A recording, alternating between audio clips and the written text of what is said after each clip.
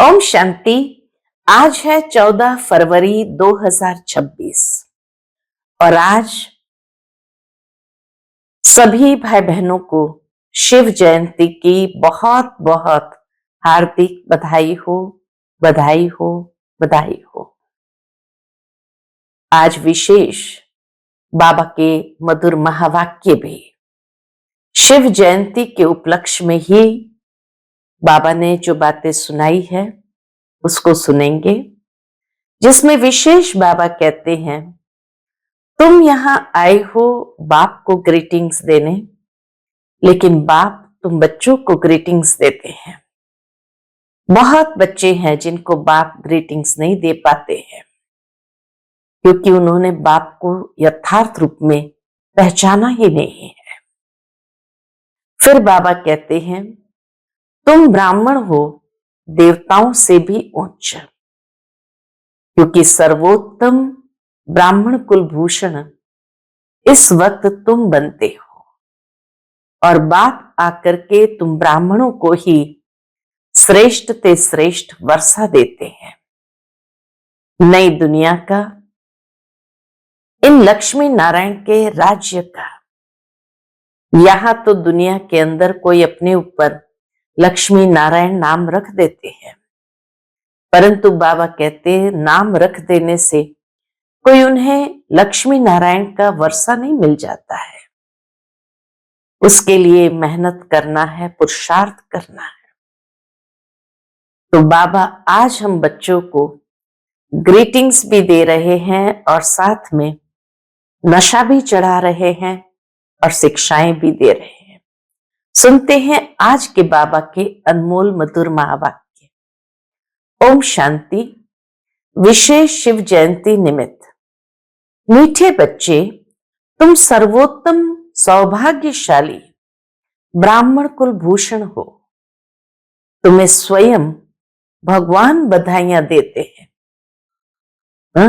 मुरली के आरंभ में ही बाबा ने नशा चढ़ा दिया कि तुम्हें स्वयं भगवान बधाइयां देते हैं। आज की मुरली से प्रश्न है, बाप बच्चों को संगम पर ही सृष्टि का समाचार सुनाते हैं, सतयुग में नहीं। क्यों? उत्तर है, क्योंकि सतयुग तो है ही आदि का समय। उस समय सारे सृष्टि का समाचार अर्थात सृष्टि के आदि मध्यांत का ज्ञान कैसे सुनाए? जब तक सर्कल रिपीट ही नहीं हुआ है तब तक समाचार सुना ही कैसे सकते? संगम पर ही तुम बच्चे बाप द्वारा पूरा समाचार सुनते हो। तुम्हें ज्ञान का तीसरा नेत्र मिलता है। ओम शांति। आज है त्रिमूर्ति शिव जयंती, सो ब्राह्मण जयंती, सो संगम युग जयंती का शुभ दिवस।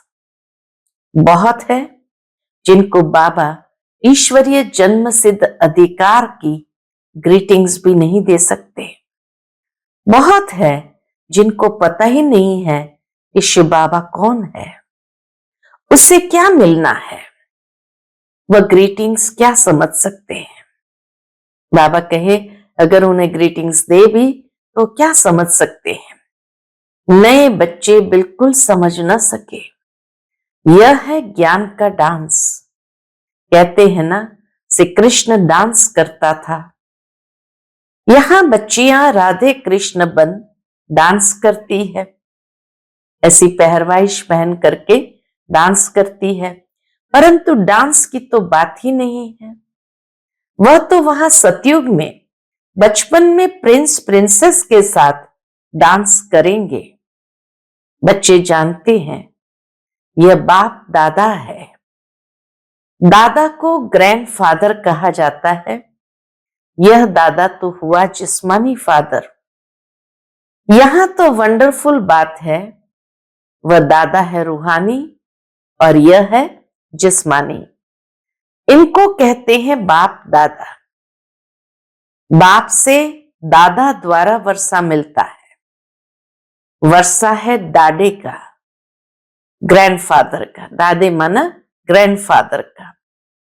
सब आत्माएं ब्रदर्स है तो वर्षा बाप से मिलता है। बाप कहते हैं तुम आत्माओं को अपना शरीर, अपनी कर्मेंद्रियां है। मुझे निराकार कहते हैं, जरूर मुझे शरीर चाहिए, तब तो बच्चों को राजयोग सिखाऊं, अथवा मनुष्य से देवता, पतित से पावन बनने का मार्ग बताऊं। वाह मूत पलेते कपड़ धोऊं, जरूर बड़ा धोबी होगा, सारे विश्व की आत्माएं और शरीर धोता है। ज्ञान और योग से तुम्हारी आत्मा को धोया जाता है। आज तुम बच्चे आए हो, जानते हो हम शिव बाबा को बधाई देने आए हैं। मधुबन उस समय जो बच्चे पहुंचे थे, तो बाबा उन्हें देखकर कहते हैं, आज तुम बच्चे आए हो, जानते हो हम शिव बाबा को बधाइयां देने आए हैं। बाप फिर कहते हैं कि तुम जिसको ग्रीटिंग्स देते हो, वह बाप भी तुम बच्चों को ग्रीटिंग्स देते हैं, क्योंकि तुम बहुत सर्वोत्तम सौभाग्यशाली ब्राह्मण कुल भूषण हो। देवताएं इतने उत्तम नहीं है जितने तुम हो। ब्राह्मण देवताओं से उच्च है, ब्राह्मण देवताओं से भी ऊंच है। ऊंचते ऊंच है बाप, फिर वह आते हैं ब्रह्मा तन में। उनके तुम बच्चे बहुत ऊंचते ऊंच ब्राह्मण बनते हो। ब्राह्मणों की है चोटी, उसके नीचे है देवता है, सबसे ऊपर है बाबा। बाबा ने तुम बच्चों को ब्राह्मण ब्राह्मणियां बनाया है, स्वर्ग का वर्षा देने। इन लक्ष्मी नारायण के देखो कितने मंदिर बनाए हैं, माथा टेकते हैं। भारतवासियों को यह तो मालूम होना चाहिए कि यह भी मनुष्य है। लक्ष्मी नारायण दोनों अलग अलग है, यहां तो एक मनुष्य के दोनों नाम रखे, लक्ष्मी नारायण।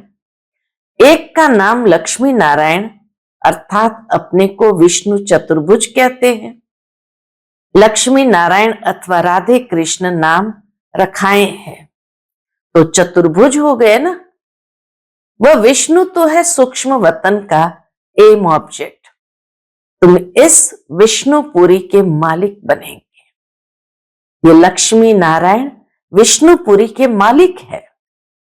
विष्णु की है 4 भुजा, 2 लक्ष्मी की, 2 नारायण की। तुम कहेंगे हम विष्णुपुरी के मालिक बन रहे हैं। अच्छा, बाप की महिमा का गीत सुनाओ। तो किसी ने सुनाया, कितना मीठा कितना प्यारा शिव भोला भगवान। तो बाबा कहते सारी दुनिया में शुरू से लेकर अब तक कोई की भी इतनी महिमा नहीं है जितनी शिव बाबा की है, सिवाय एक के। नंबरवार तो है ही, सबसे ज्यादा सर्वोत्तम महिमा है ऊंचते ऊंच परम पिता परमात्मा की, जिसके तुम सब बच्चे हो। कहते हो हम ईश्वरीय संतान है। ईश्वर तो स्वर्ग रचता है, फिर तुम नरक में क्यों पड़े हो? ईश्वर का यहां जन्म है। क्रिश्चियन कहेंगे हम क्राइस्ट के हैं। यही भारतवासियों को भूल गया है कि हम परमपिता परमात्मा शिव के डायरेक्ट बच्चे हैं। बाप यहां आते हैं बच्चों को अपना बनाए, फिर राज्य भाग्य देने। आज बाबा अच्छी रीति समझाते हैं, क्योंकि नए भी बहुत है, नए नए बच्चे भी बहुत आए। इन्हों के लिए समझाना मुश्किल है। हाँ, फिर भी स्वर्गवासी बनते हैं। स्वर्ग में सूर्यवंशी राजा रानी भी है, दास दासियां भी है, प्रजा भी होती है। उनमें कोई गरीब कोई शाहूकार होते हैं, उनकी भी दास दासियां होती है। सारी राजधानी यहां स्थापन हो रही है, यह तो और कोई को मालूम नहीं है। सबकी आत्मा तमो प्रधान है। ज्ञान का तीसरा नेत्र कोई को भी है नहीं। फिर बीच में बाबा को गीत याद आया, अभी बाप की महिमा सुनी, कितना सुंदर कितना प्यारा शिव भोला भगवान, वह है सबका बाप। भगवान को बाप कहते हैं, बेहद का सुख देने वाला पिता। यही भारत है जिसमें बेहद का सुख था। लक्ष्मी नारायण का राज्य था। ये लक्ष्मी नारायण छोटेपन में राधे कृष्ण है, फिर स्वयंवर बाद लक्ष्मी नारायण नाम पड़ता है। इस भारत में 5000 वर्ष पहले देवताओं का राज्य था, सिवाय लक्ष्मी नारायण के कोई का राज्य नहीं था, कोई खंड नहीं। तो अब भारतवासियों को भी जरूर मालूम होना चाहिए कि लक्ष्मी नारायण ने आगे जन्म में कौन से कर्म किए। जैसे कहेंगे बिड़ला ने कौन से कर्म किए जो इतना धनवान बना, जरूर कहेंगे अगले जन्म में दान पुण्य किया होगा।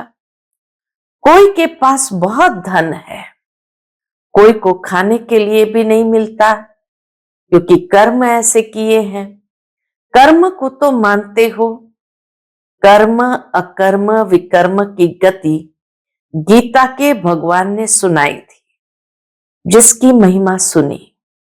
शिव भगवान है एक, मनुष्य को भगवान नहीं कहा जाता।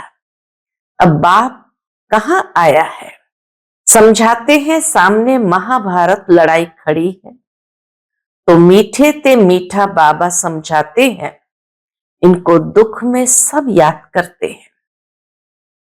दुख में सिमरन सब करे, सुख में करे न कोई। शिव बाबा को दुख में सब याद करते हैं, सुख में कोई नहीं करता। स्वर्ग में तो दुख नहीं था, वहां बाप का पाया हुआ वर्षा था। 5000 वर्ष पहले जब शिव बाबा आए तो भारत को स्वर्ग बनाया, अब नरक है। बाप आए हैं स्वर्ग बनाने, दुनिया को तो पता ही नहीं है। कहते हैं हम सब अंधे हैं, अंधों की लाठी आप प्रभु आओ, आकर आंखें प्रदान करो। तुम बच्चों को ज्ञान का तीसरा नेत्र मिला है। जहां हम आत्माएं रहती है वह है शांति धाम, बाप भी वहां रहते हैं। तुम आत्माएं और हम रहते हैं। बाबा कहते तुम आत्माएं और हम रहते हैं। इनकी आत्मा को कहते हैं मैं तुम सब आत्माओं का बाप वहां रहता हूं। तुम पुनर्जन्म का पाठ बजाते हो, मैं नहीं बजाता हूं। शिव बाबा पुनर्जन्म का पाठ नहीं बजाते हैं। बाबा कहते तुम विश्व के मालिक बनते हो, मैं नहीं बनता हूं। तुमको 84 जन्म लेने पड़ते हैं। तुमको समझाया था कि हे बच्चे, तुम अपने जन्म को नहीं जानते हो। 84 लाख जन्म कहते हैं, ये झूठी बातें हैं। मैं ज्ञान का सागर पतित पावन हूं। बाबा कहते मैं ज्ञान का सागर पतित पावन हूं। मैं आता तब हूं जब सब पतित है, तभी आकर सृष्टि के आदि मध्य अंत का राज समझाए त्रिकालदर्शी बनाता हूं। बहुत पूछते हैं, बहुत बच्चे पूछते हैं बाबा से, क्या पूछते हैं? पहले पहले मनुष्य कैसे रचे, भगवान ने सृष्टि कैसे रची। एक शास्त्र में भी दिखाते हैं, प्रलय हुई, फिर सागर में पीपल के पत्ते पर बच्चा श्री कृष्ण आया। बाप कहते ऐसी कोई बात नहीं, ये बेहद का ड्रामा है। दिन है सतयुग त्रेता, रात है द्वापर कलयुग। बच्चे बाप को बधाइयां देते हैं। बाप कहते हैं ततत्वम। तुम भी 100% दुर्भाग्यशाली से 100% सौभाग्यशाली बनते हो। तुम भारतवासी वह थे, परंतु तुमको पता नहीं है। 100% सौभाग्यशाली थे। बाबा कहे परंतु तुम्हें पता नहीं है। बाप आकर बताते हैं तुम अपने जन्मों को नहीं जानते हो, मैं आकर बताता हूं। तुमने 84 जन्म लिए हैं। बाप तुमको संगम पर सारे सृष्टि का समाचार सुनाते हैं। सतयुग में थोड़ी सुनाएंगे। जिस समय सृष्टि की आदि मध्य अंत हुई नहीं तो उसका समाचार कैसे समझाए। और वैसे भी अगर सतयुग में बाबा सारे आदि मध्य अंत सुनाए तो देवताओं की तो खुशी गायब हो जाए, क्योंकि जैसे ही पता चलेगा कि हम नीचे गिरने वाले हैं तो खुशी गायब हो जाएगी। तो इसीलिए बाबा कहे जब आदि मध्य अंत हुई नहीं तो उसका समाचार कैसे समझाएं। मैं आता हूं अंत में, कल्प के संगम युगे। शास्त्र में लिखा है युगे युगे। श्री कृष्ण भगवान वाच गीता में लिख दिया है। गीता में श्री कृष्ण भगवान वाच लिख दिया है। सब धर्म वाले श्री कृष्ण को भगवान थोड़ी मानेंगे। भगवान तो निराकार है ना, वह है सब आत्माओं का बाप। बाप से वर्षा मिलता है। तुम सब आत्माएं भाई भाई हो। परमात्मा को सर्वव्यापी कहने से तो फादरहुड हो जाता है। फादर को कभी वर्षा मिलता है क्या? वर्षा बच्चों को मिलता है। तुम आत्माएं सब बच्चे हो। बाप का वर्षा जरूर चाहिए। हद के वर्षे से तुम राजी नहीं होते हो, इसलिए पुकारते हो। तुम्हारी कृपा से सुख घनेरे मिले थे। अब फिर रावण द्वारा दुख मिलने से पुकारने लगे हो। सबकी आत्माएं पुकारती है, क्योंकि इनको दुख है इसीलिए याद करती है। आत्माएं क्यों याद करती है? क्योंकि हर एक को दुख है। बाबा आकर सुख दो। अभी इस ज्ञान से स्वर्ग के मालिक बनते हो। तुम्हारी सदगति होती है, इसलिए गाया जाता है सर्व का सदगति दाता एक बाप। अभी सब दुर्गति में है, फिर सर्व की सदगति होती है। जब लक्ष्मी नारायण का राज्य था तो तुम स्वर्ग में थे, बाकी सब मुक्ति धाम में थे। अब हम बाप द्वारा राजयोग सीखते हैं।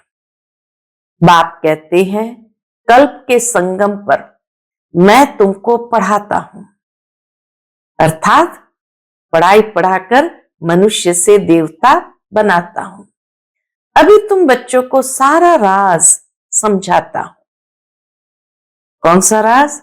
शिवरात्रि कब हुई है ये तो मालूम होना चाहिए। क्या हुआ? शिव बाबा कब आए?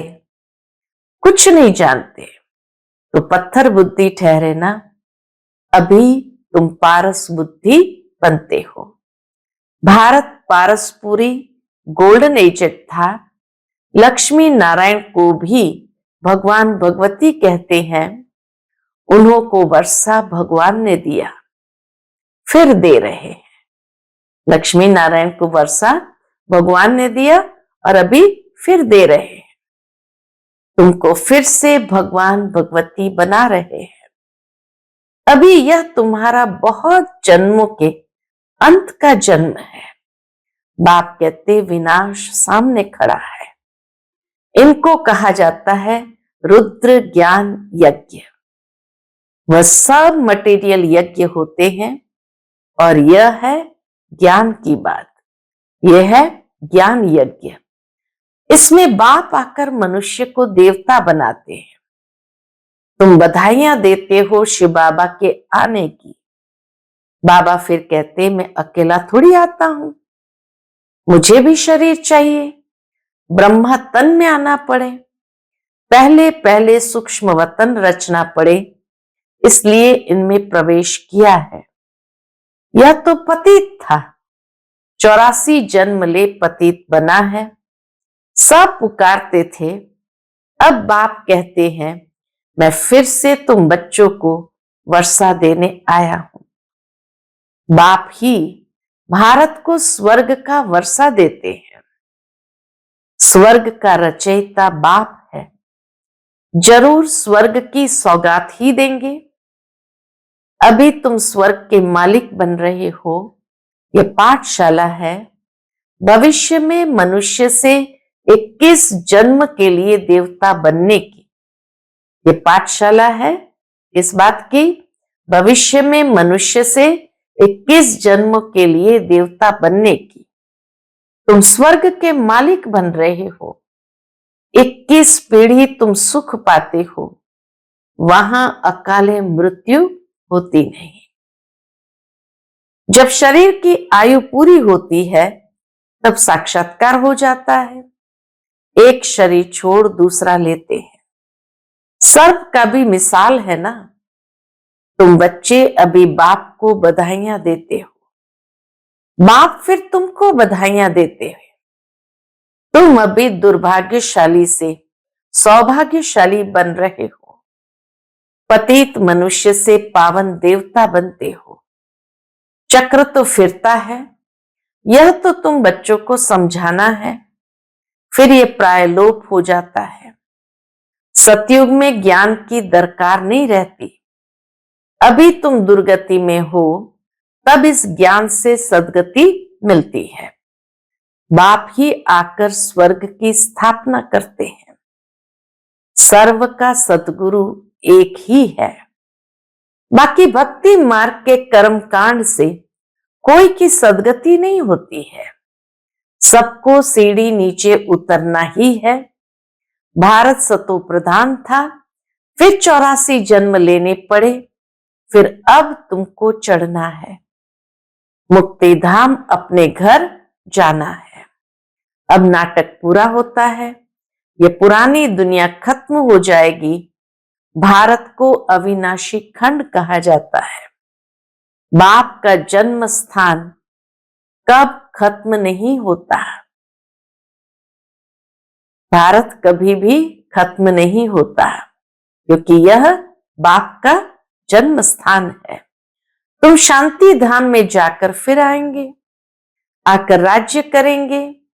पावन और पतित भारत में ही होते हैं।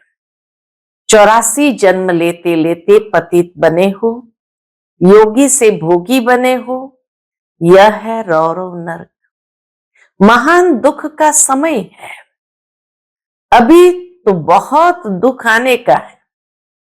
बाबा कहे अभी तो बहुत दुख आने का है। खूनी नाहक खेल है।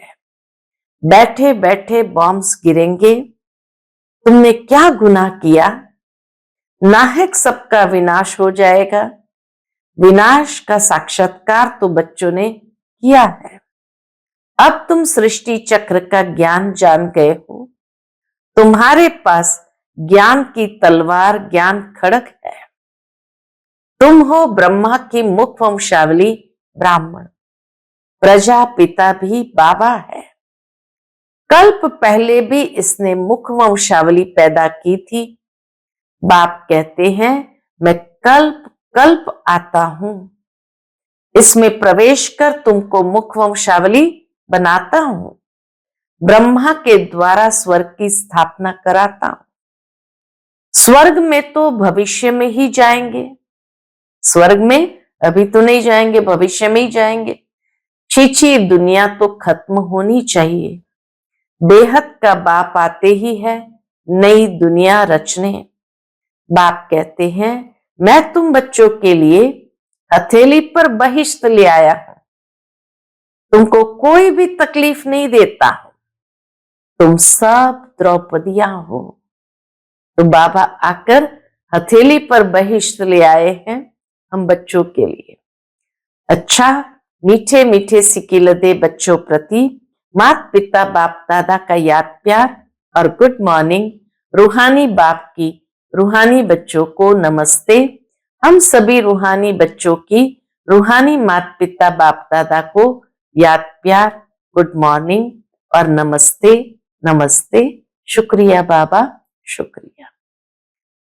आज की मुरली से धारणा के लिए मुख्य सार है, देवताओं से भी उच्च हम सर्वोत्तम ब्राह्मण हैं। इस रूहानी नशे में रहना है। ज्ञान और योग से आत्मा को स्वच्छ बनाना है।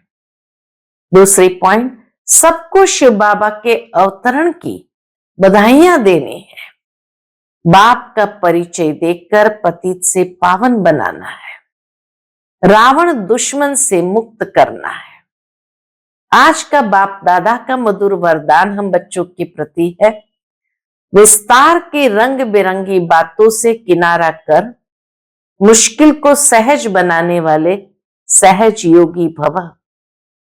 विस्तार की रंग बिरंगी बातों से किनारा कर मुश्किल को सहज बनाने वाले सहज योगी भव। जब बाप को देखने के बजाय बातों को देखने लग जाते हो तो कई क्वेश्चन उत्पन्न होते हैं और सहज बात भी मुश्किल अनुभव होने लगती है, क्योंकि बातें हैं वृक्ष और बाप है बीज। जो विस्तार वाले वृक्ष को हाथ में उठाते हैं वो बाप को किनारा कर देते हैं। फिर विस्तार एक जाल बन जाता है जिसमें फंसते जाते हैं। बातों के विस्तार में रंग बिरंगी बातें होती है जो अपनी ओर आकर्षित कर लेती है। इसलिए बीज रूप बाप की याद से बिंदी लगाकर उससे किनारा कर लो तो सहज योगी बन जाएंगे। आज का स्लोगन है, मैं और मेरेपन की एलॉय को समाप्त करना ही रियल गोल्ड बनना है। मैं और मेरेपन की एलॉय को समाप्त करना ही रियल गोल्ड बनना है। आज का व्यक्त इशारा, एकता और विश्वास की विशेषता द्वारा सफलता संपन्न बनो।